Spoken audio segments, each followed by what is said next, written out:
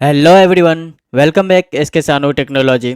आज हम Bihar Beltron data entry operator का बेल्ट्रॉन और टीसीएस की मनमानी पे सवाल उठाएंगे। तो चलिए फिर देखते हैं आपका सबसे पहला जो दिक्कत है, क्यूरीज है एग्जाम में क्या हो रही है वो देखते हैं। तो हम आपके जितने भी सवाल है आपको एक एक करके हम सारे का जवाब देंगे। तो चलिए देखते हैं क्या है आपका सवाल है। सारे सवालों का लिस्ट जो आप लोगों ने किया है, तो चलिए हम देखते हैं पहला सवाल क्या है। पहला है कि हर्षदीप जी का, प्लीज आवाज उठाइए सबमिट मैटर पे। तो सबमिट को लेके हम आवाज बार बार उठा ही रहे हैं और हम टीसीएस से ये कहना चाहेंगे कि टीसीएस और बेल्ट्रॉन जो भी दोनों का मिली भगत है, कम से कम जो भी वहाँ टेक्निकल इशू आ रही है, टेक्निकल दिक्कत आ रही है, जो भी स्टूडेंट के साथ प्रॉब्लम हो रही है, उस पे जो है उसका जो है सॉल्यूशन होना चाहिए। नहीं तो जो हम इससे पहले भी बोले थे कि जो अच्छे वेल स्किल्ड स्टूडेंट है, जिनका सीबीटी और टाइपिंग टेस्ट दोनों बेहतर है, एक कीबोर्ड के कारण, एक सबमिट के कारण उसका टाइपिंग खराब हो जाएगा। बिहार के सरकारी ऑफिसेज में well skilled data entry operator नहीं भर्ती हो पाएंगे, क्योंकि उनका छटनी तो एग्ज़ाम हॉल से ही शुरुआत हो जाएगी, क्योंकि उसको सबमिट टाइम पे नहीं हो रहा है, कभी कभी डबल स्पेस से प्रॉब्लम हो रही है, कभी इंटर दबाने से प्रॉब्लम हो रही थी। ये सब छोटा मोटा प्रॉब्लम है। टीसीएस और बेल्ट्रॉन दोनों मिलके इसको जल्दी से जल्दी कृपया आप इनको जो मैटर है इन पे ध्यान दें, और जो भी स्टूडेंट के साथ प्रॉब्लम हुई है उनको अगर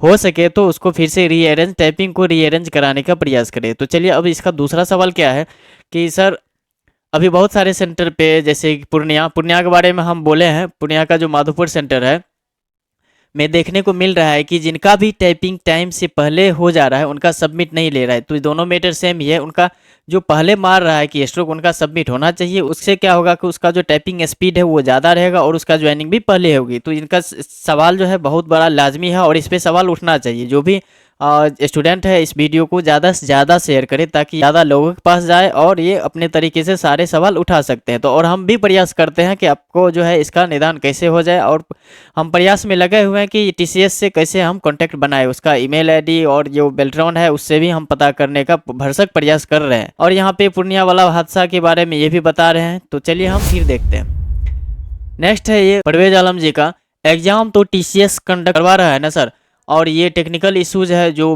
भी है, तो ये सेंटर की कमी है ना। तो देखिए सवाल आप किसी छोटे लेवल पे उठाइएगा, किसी सेंटर को जाके कहिएगा तो वहाँ से सॉल्यूशन नहीं होगा। सॉल्यूशन बेल्ट्रॉन ने टीसीएस को दिया है कॉन्ट्रैक्ट, तो बेल्ट्रॉन और टीसीएस दोनों को कहना पड़ेगा। उसके बाद ये नेक्स्ट सवाल है कि सीबीटी में डिस्क्वालीफाई हो गया तो क्या ज्वाइनिंग हो सकता है क्या? सीबीटी नहीं, देखिए दोनों में आपको पास करना जरूरी है। सीबीटी में आपको 30 और टाइपिंग में कम से कम हिंदी में आपको 25, इंग्लिश में 30 लाना पड़ेगा। उसके बाद ही आप क्वालिफाई लिस्ट में आएंगे। इसके बाद नेक्स्ट है ये शुभम जी का सवाल है, एमसीक्यू क्लियर कैसे करें?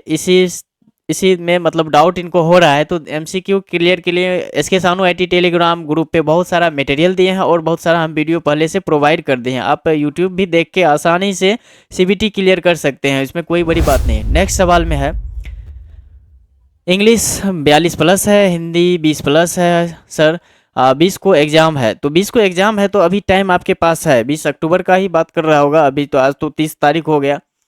तो अभी आपके पास बहुत टाइम है। आप जो है ये 20 प्लस को 35-40 कर सकते हैं। तो आप मेहनत कीजिए। अगर आपका टाइपिंग स्पीड नहीं बढ़ रहा है तो हम टाइपिंग टिक्स का बहुत सारा वीडियो बनाए हुए हैं, वहाँ जाके देखिए, आपका जरूर टाइपिंग स्पीड इंप्रूव होगा। नेक्स्ट राकेश कुमार जी का सवाल है, सर मैंने टाइम से पहले ही बहुत मतलब हिंदी इंग्लिश दोनों टाइपिंग कंप्लीट कर सबमिट कर दिया था, बट मेरा सीबीटी थोड़ा डर लग रहा है। तो देखिए सीबीटी में अभी डरने की कोई बात नहीं है। आप इसमें निगेटिव मार्क्स नहीं है। सीबीटी आपका आप मतलब सीबीटी में आप पास भी हो सकते हैं।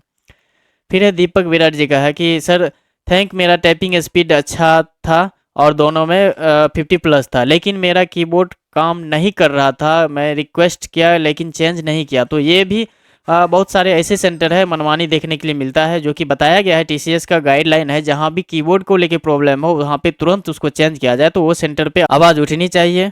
और इसको लेके हम जो है कौन सा सेंटर है दीपक जी, आप ज़रा कमेंट करेंगे, उस पर हम देखते हैं, उससे कांटेक्ट करने का प्रयास ज़रूर करेंगे। नहीं तो वहाँ पे जो है हम पहुँचने का भी भरसक प्रयास करेंगे कि वहाँ पे क्या दिक्कत हो रही है। वहाँ पे सारे स्टूडेंट का फीडबैक लेने के लिए हम एक बार जाएंगे। नेक्स्ट रोहित राज का सवाल है, हाँ सर बहुत डर लग रहा है, पता नहीं किस तरह का कीबोर्ड को लेके देखिए बहुत सारा मतलब मन में जो आपको भ्रम पैदा कर दिया है। एक दो सेंटर को छोड़ के हर एक जगह कीबोर्ड आपको बेहतर मिलेगा, बेस्ट मिलेगा। ए प्रोडक्ट का बहुत अच्छा कीबोर्ड होता है, लॉजिटेक का बहुत अच्छा कीबोर्ड होता है। और आपको जो एक आपका और आपको कहीं कहीं इंटेक्स वगैरह का देखने के लिए मिलता है। ये सब भी कीबोर्ड है, तो आपको डरने की कोई ज़रूरत नहीं है। आप पता कर ले कि आपके सेंटर पे कौन सा कंपनी का कीबोर्ड है। और केवल हम पूर्णिया पे एक ये इशू सुने हैं कि कीबोर्ड का जो कीज है वो फंस रहा है, बाद बाकी से तो हम कहीं नहीं सुने हैं। तो आपको डरने की ज़रूरत नहीं है, आपको डेयर के साथ मतलब एग्जाम देना है। नेक्स्ट सवाल है जो कि काफ़ी महत्वपूर्ण सवाल है। BC2 होगा, ये फॉर्म फिलअप करते हुए इनका सवाल है कि BC2 होगा लेकिन BC1 हो गया है, इसका कोई सोल्यूशन होगा? इसका ऑफ कोर्स सोल्यूशन है। ये मैंने पिछले साल भी करवा के देखे हैं। बहुत सारे का मोबाइल नंबर, किसी का कैटेगरी, ये सब मतलब डिफरेंट हो गया था, ईमेल आईडी, तो सारा कुछ चेंज होता है। इसमें आपको कोई डरने की ज़रूरत नहीं है। जब आपका डॉक्यूमेंट वेरिफिकेशन से पहले आपका केवाईसी होता है, केवाईसी में आपको मौका दिया जाता है कि आपका जो एक्चुअल है वो आप सुधार कर सके, तो आप केवाईसी में सुधार कर लेंगे, कोई इशू नहीं है। अब नेक्स्ट है ये सुकन राम जी का सवाल है। सर मेरा CBT का एग्ज़ाम अच्छा नहीं गया है, टाइपिंग दोनों अच्छा गया है, तो CBT का अभी आप कैसे कह सकते कि मेरा अच्छा नहीं गया? अभी रिजल्ट आने दीजिए, निगेटिव मार्क नहीं है, रिजल्ट हो सकता है। अब नेक्स्ट सवाल में है राजू कुमार जी का है। सर ये जॉब सही रहता है कि नहीं? बहुत बड़ा सवाल पूछ दिया आपने, हम इसको लेके काफ़ी क्लियर भी किए हैं। ये जॉब बेरोजगारी से बेहतर है, हम इतना बता सकते हैं।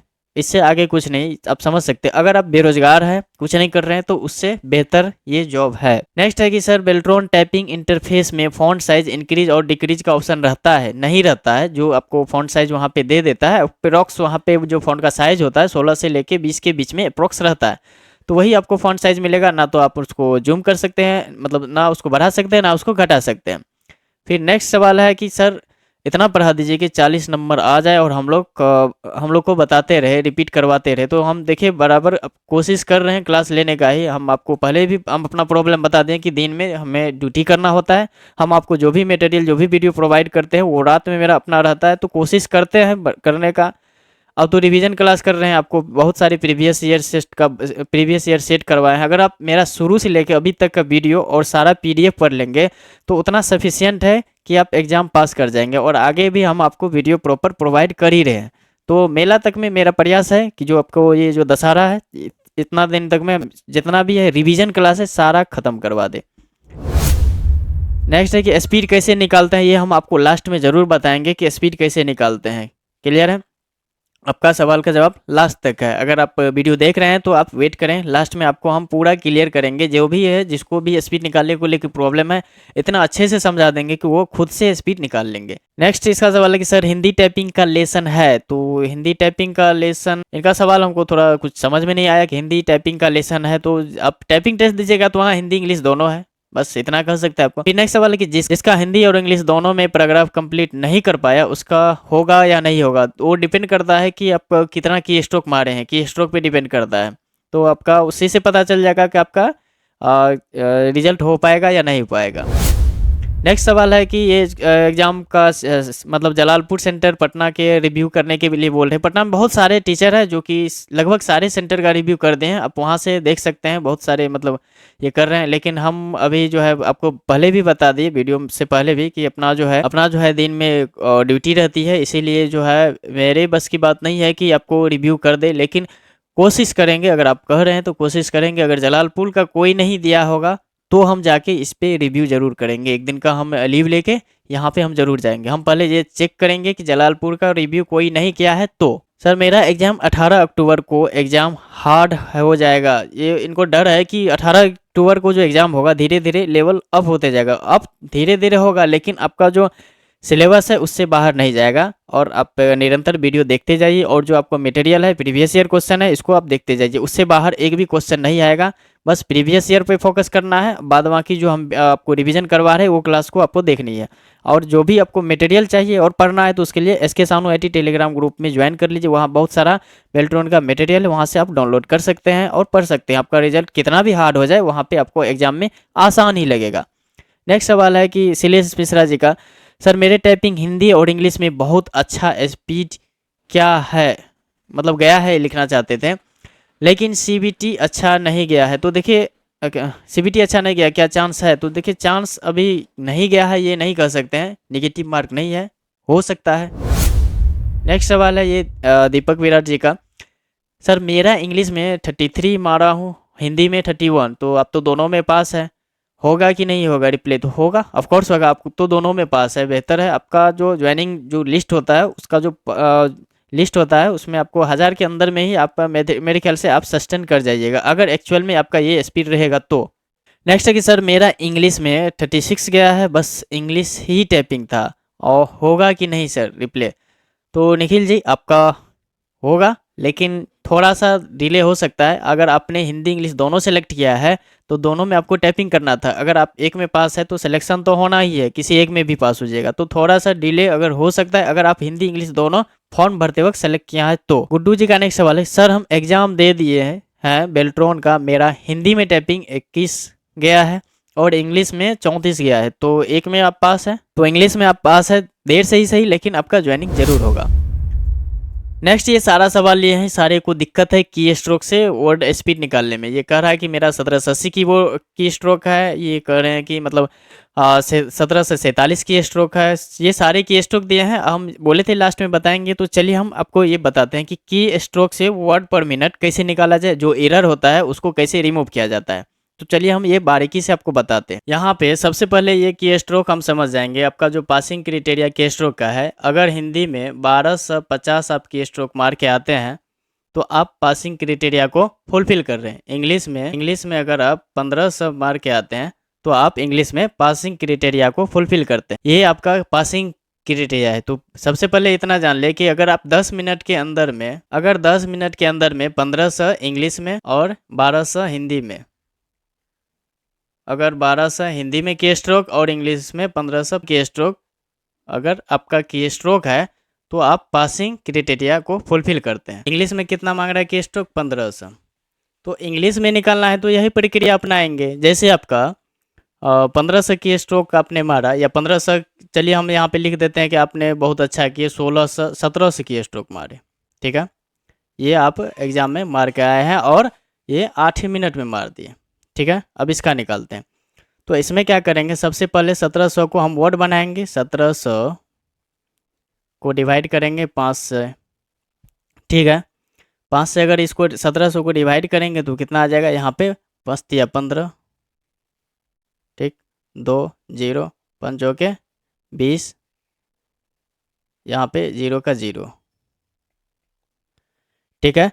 तो यहाँ पे कितना आपने वर्ड मारा, तो वर्ड कितना निकल गया, 340। अब इसमें कुछ मान के चलिए आप गलती किए हैं, 20 की स्ट्रोक आप गलती की है, तो 20 को अगर हम 5 के 20, अगर इसको हम 5 से यहाँ भी डिवाइड कर देंगे ये रॉन्ग वाला को, तो 5 के 20, ये 4 मरतबा में कट गया, आपका कितना निकल गया, 4 गलती हो गया वर्ड, तो 340 माइनस यहाँ पे 4 कर देंगे, तो कितना बच गया, 340 माइनस अगर हम 4 करेंगे तो यहाँ पे 336 बच गया। ये आपका है की स्ट्रोक। अब हम कितना समय में, आपने कितना समय मारा, तो उसको 336 डिवाइड 8 मिनट में मारे तो 8 दे देंगे, 8 चौके 32, ओके, ठीक, कट गया 1 6 और 2 16, तो आपका ये नेट स्पीड निकला। तो इस तरह से निकालेंगे, नेट स्पीड इसी तरह से निकाला जाता है, हिंदी में भी इंग्लिश में भी। अब मेरे ख्याल से किसी के मन में ये डाउट नहीं रहेगा कि स्पीड कैसे निकाला जाता है, बता दीजिए। जिसका एग्जाम में लेट है वो प्रीवियस ईयर पे फोकस कीजिए और प्रैक्टिकल बेस को देखते जाइए, बाद बाकी फार्मूला फुल फॉर्म ये सब को भी देखना है। ये सारा वीडियो हम आपको प्रोवाइड कर दिए हैं, आप वहाँ पे देखें। मेल मर्ज को हमेशा ध्यान में रखें, मेल मर्ज का हम 2 पार्ट कर दिया है, वो दोनों देख के जाना, उससे 5 6 7 8 क्वेश्चन तक पूछता है। महत्वपूर्ण टिप्स में यही रहेगा कि आप प्रैक्टिकल प्रीवियस और जो भी मटेरियल है उसको पढ़ते रहें और वीडियो देखते रहें, तो उससे आपका एग्जाम आसानी से निकल जाएगा, कोई भी क्वेश्चन टफ एग्जाम में नहीं बुझाएगा। तो इसको आप फॉलो कीजिए, आप जरूर एग्जाम पास हो जाएगा। और टाइपिंग पे भी ध्यान देना है, जितना जरूरी सीबीटी है उतना जरूरी आपका टाइपिंग भी है। तो चलिए आज के लिए बस इतना ही, मिलते हैं अगले क्लास में किसी नए टॉपिक के साथ। धन्यवाद।